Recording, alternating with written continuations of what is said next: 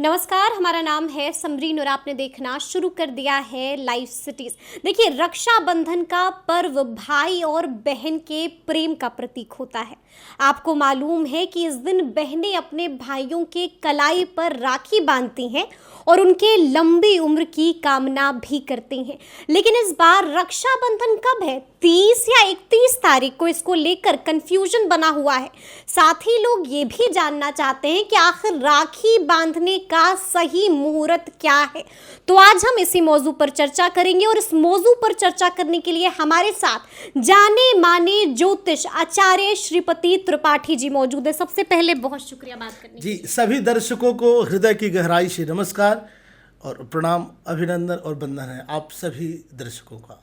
जी, तो देखिए, आपको मालूम है, हम आपको एक बार फिर से बता दें कि त्रिपाठी जी की अब तक की सारी भविष्यवाणियां बिल्कुल सटीक बैठती हैं और बिल्कुल सही साबित होती हैं। तो एक बार फिर हम आपके पास हाजिर हुए हैं।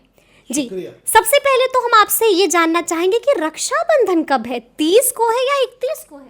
जी, रक्षाबंधन जो है वह 30 तारीख को रात में 8:30 बजे के बाद, और आपको बता दें 31 तारीख को प्रातःकालीन 7:46 के पहले है। इस समय जो है रक्षाबंधन का शुभ मुहूर्त जो पड़ रहा है, इसमें आप रक्षाबंधन आप बंधवा सकती हैं। बेहतर रहेगा कि 31 तारीख को सुबह थोड़ा अर्ली जगना पड़ेगा।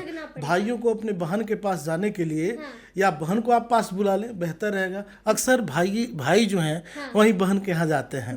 तो सुबह में अगर रक्षाबंधन 31 को बनवा लें तो बहुत बेहतर रहेगा। मतलब एकदम सवेरे सवेरे।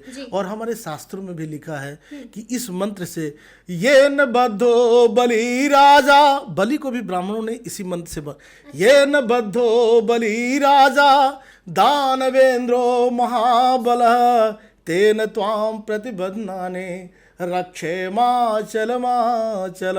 वह रक्षा सूत, वह सूत जो इंद्राणी ने साक्षात भगवान इंद्र को बांधा, जो राजा बाली को बांधा गया।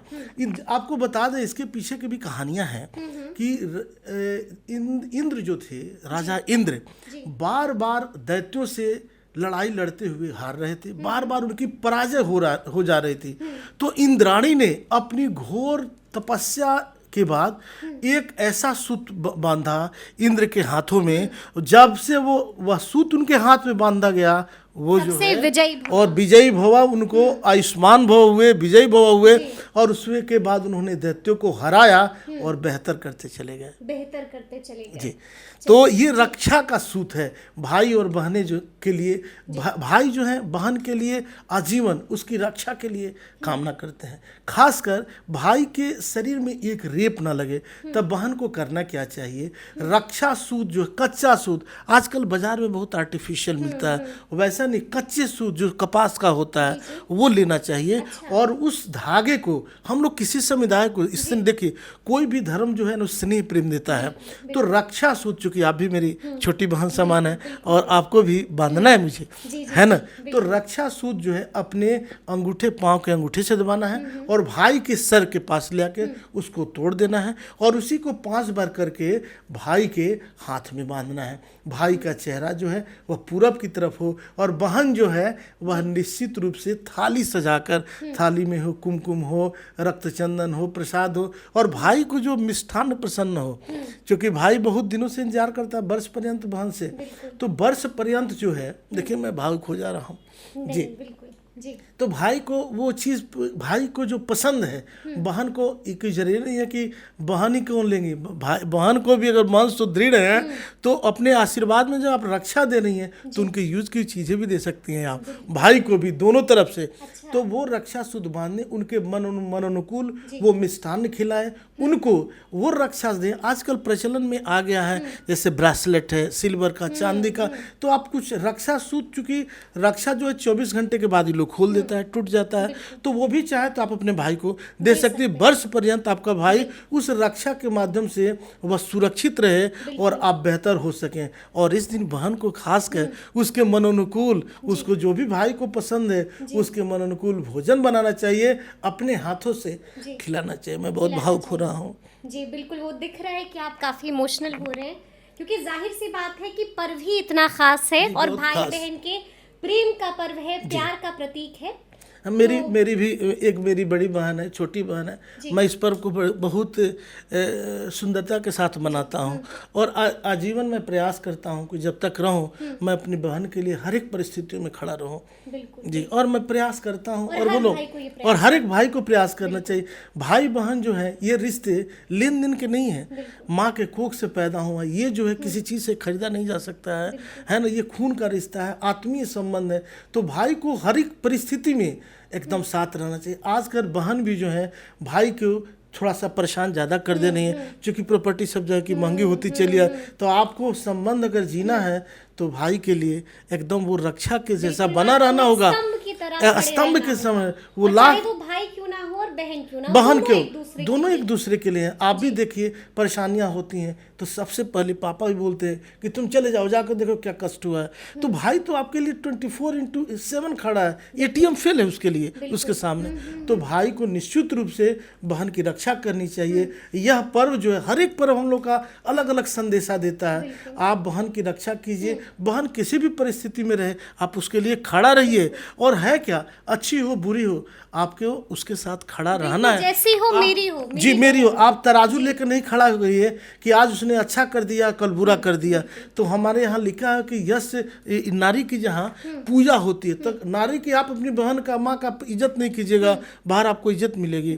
तो आप निश्चित रूप से जितनी बेहतरी हो बहन के प्रति आप समर्पित रहिए, आपको भी समर्पण देखने को मिलेगा। अच्छा, हम ये भी जानना चाहेंगे आपसे आचार्य जी कि ये भद्रा काल, क्योंकि हम लगातार इसकी चर्चा सुन रहे हैं जब से हम रक्षाबंधन की चर्चा सुन रहे हैं, कि क्या ये बहुत अशुभ काल है? हाँ, अशुभ काल होता है। भद्रा काल जो होता है इसमें बिल्कुल ये सब काम नहीं करना चाहिए, इसमें ये वर्जित है, एकदम नहीं करना चाहिए। नहीं करना चाहिए? एक तो रक्षा वाला जो काम है, जैसे कोई भी काम, शुभ काम आप करने जा रही हैं, भद्रा में यात्रा नहीं करना चाहिए, भद्रा में खरीदारी नहीं करना चाहिए, भद्रा में घर नहीं खरीदवाना चाहिए, भद्रा में कोई नया काम नहीं करना चाहिए। अभी क्या भद्रा काल चल रहा है?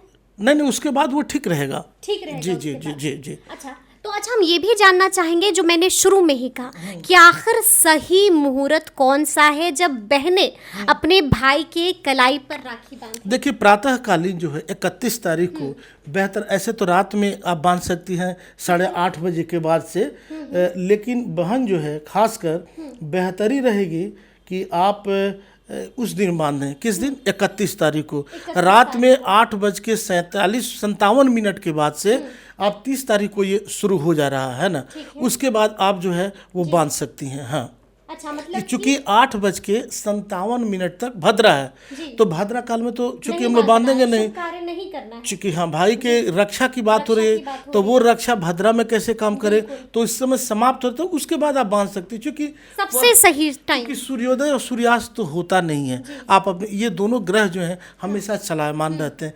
बेहतर रहेगा कि आप 31 तारीख को प्रातःकालीन स्नान ध्यान करके आप ये कर 7 से पहले, हाँ सर, सूर्योदय के बाद, सूर्योदय के बाद ये ज़्यादा, चूंकि प्रातःकालीन कोई भी पर्व हम लोग क्या मनाने का है, तो आप बेहतर, आप तो 30 को भी मना सकते हैं 9 बजे के बाद, लेकिन आपको रात में 9 के बाद 8:57 जैसे कहा, तो आपको वो रात मिलेगा। तो ये पर्व तो हम लोग का दिन का, उजाला का और उजास का है, जिसमें आनंद उठा सके, कई बहनों के यहाँ जा सके, आपके पास आ सके हम लोग, तो ये बेहतर रहेगा कि 31 को मनाया जाए। 31 को मनाएं। एक आखिरी सवाल आपसे पूछेंगे, क्योंकि आप इतनी अच्छी बातें बता रहे हैं, तो एक और सवाल जो ज़हन में उठा कि कई बार ऐसा होता है कि बहनें वो मुहूर्त का जो सही समय है उसको मिस कर जाती हैं। ऐसी स्थिति अगर उत्पन्न होती है तो बहनें क्या कुछ कर सकती हैं, और फिर किस वक्त भाइयों को राखी? क्या बात है, बहुत ही सुखद आपने प्रश्न ये किया। बहन को मुँह देखिए, हमारे यहाँ शास्त्रों में मुहूर्त का ही महत्व है ना। तो इस समय अगर भाई उपलब्ध नहीं हो पा रहे हैं तो बहन को करना क्या चाहिए कि राधे कृष्ण के पास जाकर, वहाँ पे गणेश जी की प्रतिमा और राधे कृष्ण के पास जाके, चूंकि ये प्रेम का प्रतीक है ना। कोई प्रेम पति पत्नी में ही नहीं होता है, भाई भाई में होता है, मित्र में होता है, सब जगह देखने को। तो ये जो है जितना सामग्री है वो सब इसी मुहूर्त में भगवान के सामने प्रत्यक्ष करके भगवान को बांध दें, भगवान के एक हाथ में बांध दें और इंतजार करें। जब भाई आते हैं तो उनके जो चरण में चढ़ाया गया है वो भाई को बांध दें, तो वो जो है उस मुहूर्त में सब हो गया रहेगा, तो भाई की लॉन्जेविटी और सुरक्षा भी होगी। क्या बात है। तो सुना आपने कि आपको घबराने की बात नहीं, अगर उस वक्त भाई किसी कारणवश आपके पास नहीं है, मुहूर्त का टाइम मिस हो गया है, तो फिर आप क्या उपाय कर सकते हैं, ये भी आपको आचार्य जी ने यहाँ पर बखूबी बताया है। तो ये पूरी बातचीत आपको कैसी लगी है कमेंट करके हमें ज़रूर बताइएगा। तो इस तरह के तमाम अपडेट्स के लिए ऐसे ही हमारे साथ बने रहिएगा और देखते रहिएगा लाइव सिटीज़। बहुत शुक्रिया।